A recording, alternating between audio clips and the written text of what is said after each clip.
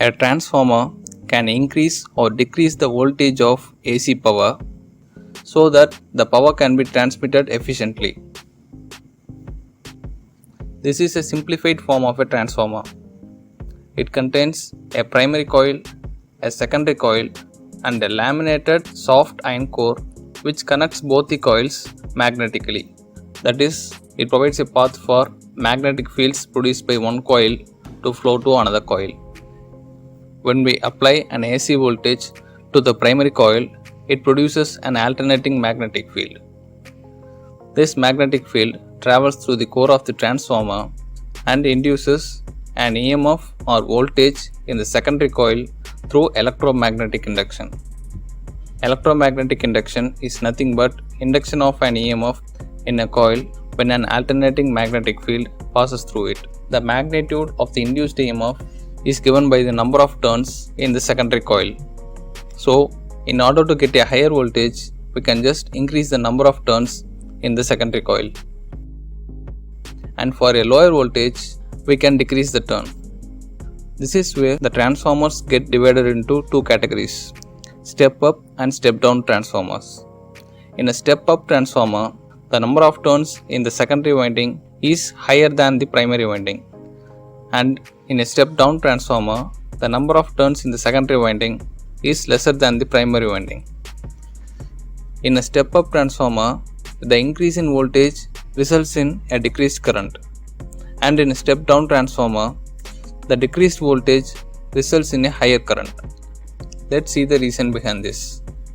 This is the equation of AC power. We can see that the power is divided into voltage and current, and the cos theta is nothing but the phasor angle between voltage and current.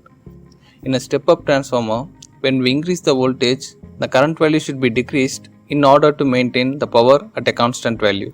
And in a step down transformer, when we decrease the voltage, the current value should be increased for the same reason. Overall, the power which enters the primary side leaves the secondary side with modified voltage and current values.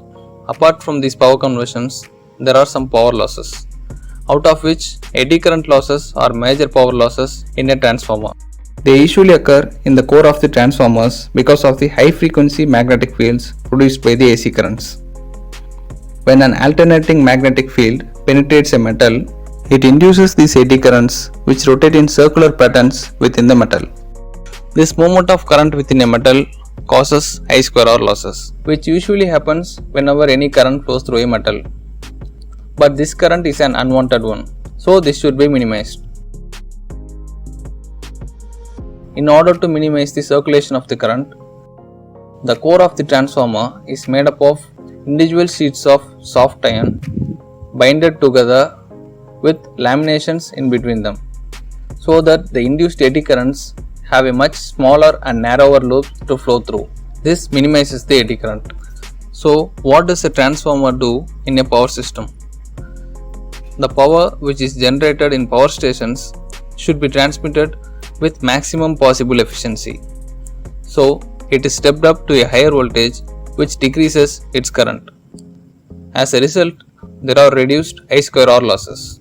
After transmission, it is again stepped down to rated voltage in order to be used by the consumers. If you like the video, give it a like and a share, and subscribe to this channel for more videos like this.